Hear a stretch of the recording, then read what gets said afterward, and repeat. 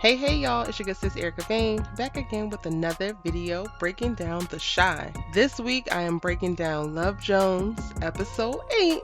Let's get into it. I absolutely love this Love Jones inspired episode. It was so expertly done. It is definitely in the running to be one of my favorite episodes of this entire season. If y'all don't know, your good sis Erica Vane is obsessed with Love Jones, and I have been rewatching it maybe 2 or 3 times a month for the last 6 months randomly. I just love how the filmmaker did that. I love the characters. I love the story that they told. And I thought that this was a great film to adapt to this television episode because it really resonated with every character in some way. The episode starts off with Emmett giving Kiesha a call because this is one of their favorite movies. So you think they're having a moment, but it's bigger than that because this is also one of Tiff and Emmett's favorite movies to watch together. But when he gives her a call, it's a little bit different because Tiff is with Dante, and that just rubs up against Emmett's insecurities and the stress around their open marriage that he does not want.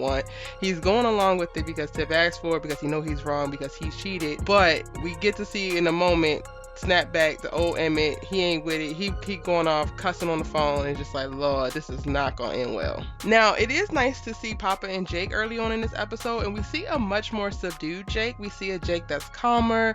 He's a little bit more confident within his relationship and focused. So he's really worried about, just being a really great dude for Gemma. And I'm like, all right, I'm gonna let what I said from last week stand in reference to Jake. I'm feeling him. Don't know if I'm not feeling Gemma. Honestly, I don't even know. I can't even say I don't know. I'm not really still feeling Gemma, but I'm definitely feeling Jake in the evolution that he is on. And then we pop back into Tiff and Emmett when Tiff comes home the next morning after Emmett threw a tantrum. Was like, bring your ass home now. She doesn't come home until the morning. When she walks into a fully cooked breakfast. She walks into a responsive man. Emmett is saying all the right things, and it's just like, girl, you got everything that you need right here in this house. Why are you out here in these streets looking for anything other? And then that's followed up with Papa, who stops by Maisha's place to be able to support her and show her some love and let her know that he is there for her, because in response to her big magazine publication and article and feature, she's gotten a lot of love, but she's also gotten a lot of hate, and she's struggling with the digital bullying. Girl, I can relate. It is mad real. These people are ruthless out here. They hide behind their computer screens and saying whatever they want to say, so I understand why you feel away,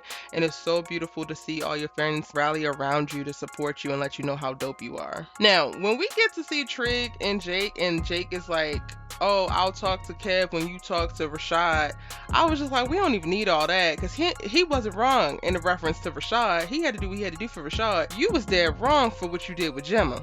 Come on now.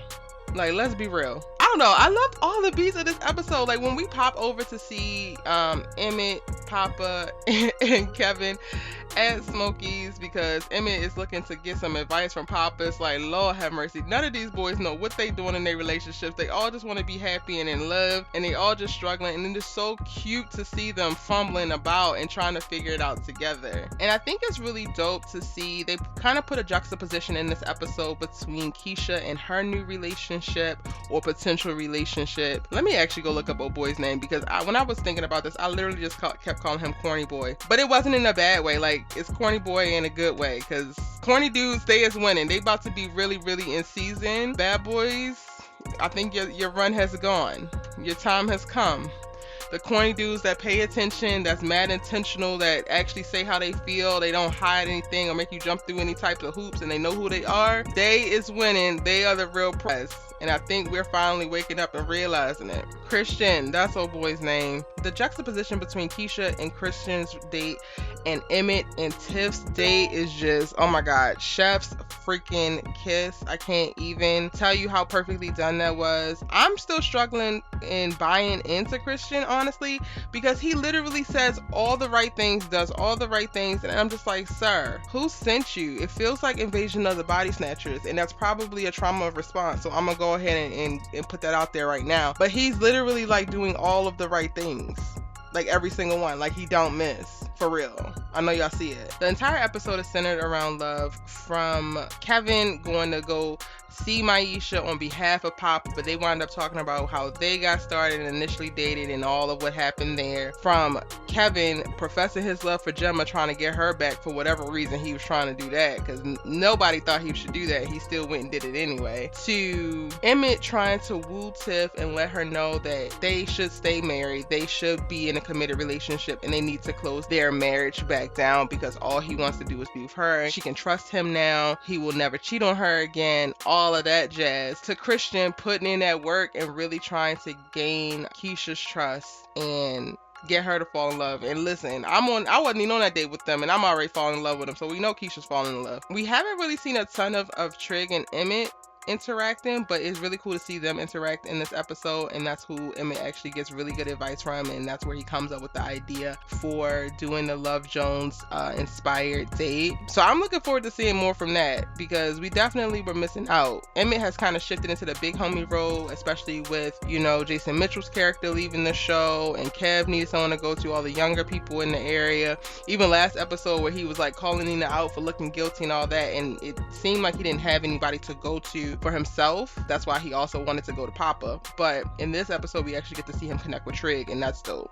Back to the juxtaposition of the dates. We watch Emmett and Tiff go on a beautiful date with a couple hiccups, like that little rude comedian that wanted to make jokes about this open marriage, all the way up until the very end where Emmett professes his love, gives another ring, wants to upgrade her ring, and say that they need to close their marriage. And we're left on a cliffhanger with them in reference to what she's going to choose, because Emmett kind of gives her an ultimatum of like, if you don't want to close the marriage back down, then I don't want to actually be in this marriage anymore. I can't do this. And we don't get anything else. But we see Kiesha, who's on this date, who's super apprehensive, who also, they go to a poetry reading and she gets hit with some truth as well, but that forces her to take a step back and need to catch some air. Christian's right there, you know, being the best support that he could possibly be, and by the end of their date, she's more deeper like into him. I'm not gonna say in love because it's just the first date, but you could definitely see the seeds are there for her to fall, okay? And go ahead, sis, fall, because it seems like he's the perfect person to catch you. And I ain't even gonna hold you, Kristen having that daggone motorcycle is just like, yes, come on, Darius, love all. Like, the references to Love Jones was insane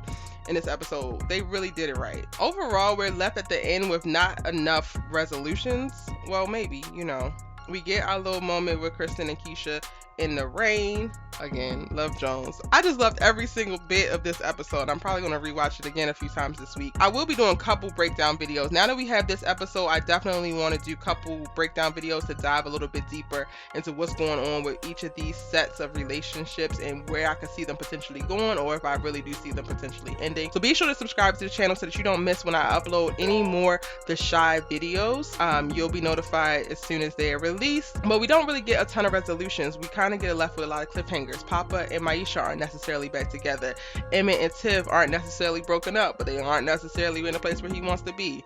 Kiesha and Christian, I think we're going to actually see them get into a relationship, but we don't actually know. Kevin is probably the only one who does have a little bit of resolution in that he decides to let Gemma go completely. And now I think that he's going to double down in pursuing the other girl and try to get out the friend zone. So we're going to see. That is my breakdown of The Shy episode 8, titled Love Jones, inspired by Love Jones. If y'all haven't seen it, please go and watch it and then come back and let me know what you thought. I will also be doing a predictions video for episode 9. We have 2 episodes left in this season and it's going to get real. Douda is back next episode, so you know he's bringing the drama and the violence.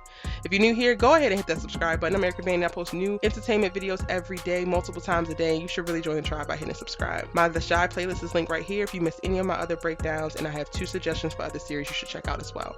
Get into it and I'll see you in my next video. Bye!